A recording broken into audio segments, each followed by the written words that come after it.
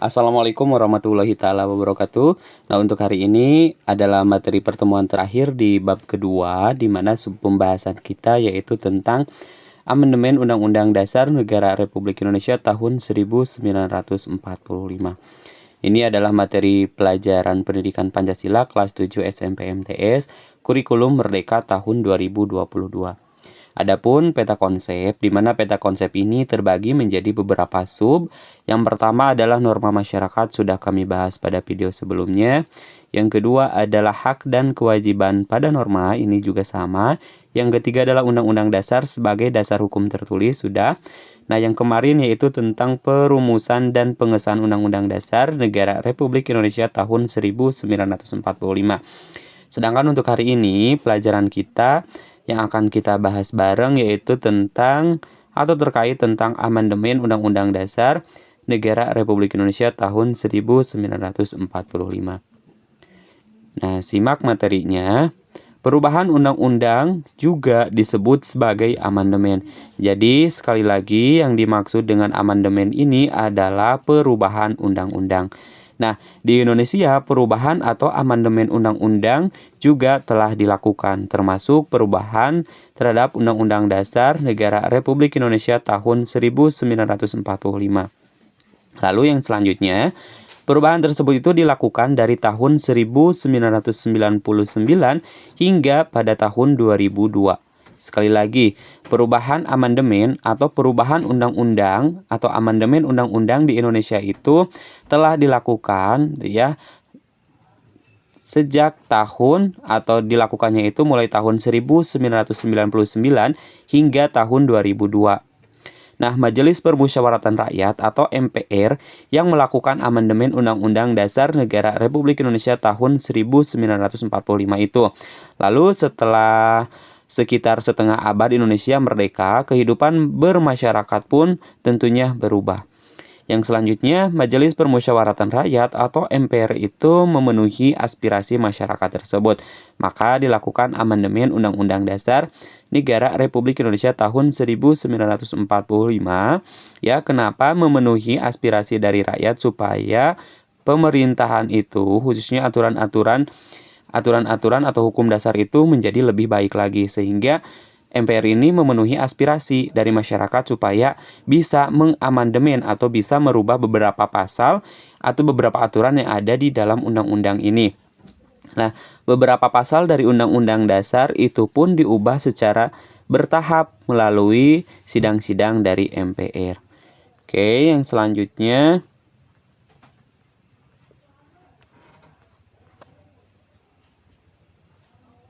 tahap perubahan. Yang pertama adalah tahap perubahan. Amandemen Undang-Undang Dasar Negara Republik Indonesia tahun 1945 dilakukan 4 kali perubahan, di mana pertama itu dilakukan melalui sidang MPR pada tanggal 14 sampai 19 Oktober 1999. Terdapat 9 pasal yang dirubah dalam amandemen itu.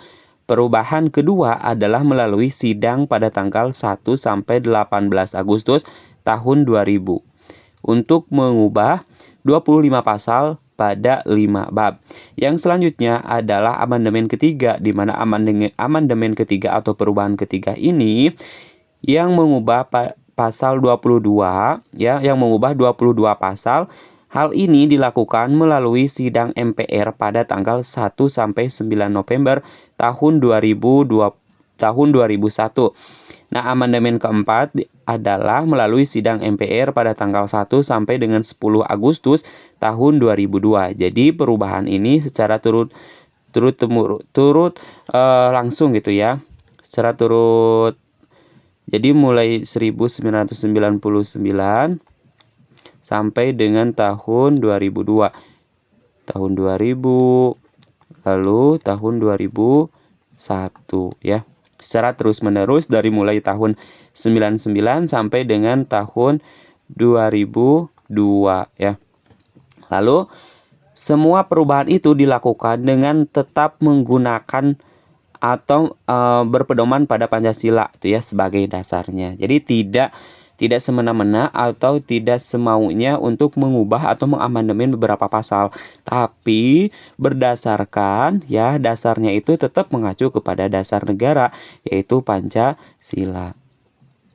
Nah, yang selanjutnya adalah hasil perubahan atau hasil amandemen. Nah, amandemen Undang-Undang Dasar Negara Republik Indonesia tahun 1945 menghasilkan beberapa perubahan, seperti pada amandemen pertama yang membatasi masa jabatan presiden dan wakil presiden menjadi maksimal 2 kali masa jabatan atau paling lama selama 10 tahun. Setelah 10 tahun menjabat, maka presiden dan wakil presiden itu tidak dapat dipilih kembali. Yang selanjutnya, pada amandemen kedua ditegaskan bahwa masyarakat memilih secara langsung para wakilnya di Dewan Perwakilan Rakyat atau DPR. Dengan begitu, setiap orang sepenuhnya bebas memilih wakilnya untuk menjadi anggota DPR. Baik, yang selanjutnya, bukan hanya memilih wakilnya di DPR, rakyat juga bisa memilih presiden dan juga memilih wakil presiden secara langsung. Sebelumnya, presiden dan wakil presiden itu dipilih rakyat secara tidak langsung. Melalui siapa? Melalui wakil-wakil rakyat di MPR atau Majelis Permusyawaratan Rakyat. Nah, pemilihan presiden dan wakil presiden langsung oleh rakyat ditegaskan dalam amandemen ketiga Undang-Undang Dasar Negara Republik Indonesia tahun 1945. Lalu yang selanjutnya, amandemen keempat, yaitu Undang-Undang Dasar Negara Republik Indonesia tahun 1945 antara lain menyangkut masalah pendidikan. Dalam amandemen ini, pemerintah diwajibkan untuk menyediakan anggaran pendidikan paling sedikit harus 20% dari anggaran negara. Hal ini dimaksudkan untuk meningkatkan kualitas pendidikan bagi masyarakat. Nah, itu adalah hasil dari beberapa amandemen atau beberapa perubahan dari mulai tahun 1999, lalu tahun 2000, lalu tahun 2001, dan yang terakhir adalah pada tahun 2002. Sekian untuk pertemuan kali ini, semoga bermanfaat. Sampai jumpa di video selanjutnya. Dan insya Allah nanti untuk pertemuan bab ketiga akan dibahas pada video berikutnya ya. Dan bagi kalian yang belum memahami materi dari bab 1 sampai bab 2, silakan tonton ulang pada video-video sebelumnya ya, sehingga paham materi-materi di kurikulum Merdeka ini tahun 2022 ini. Sekian kami akhiri. Assalamualaikum warahmatullahi wabarakatuh.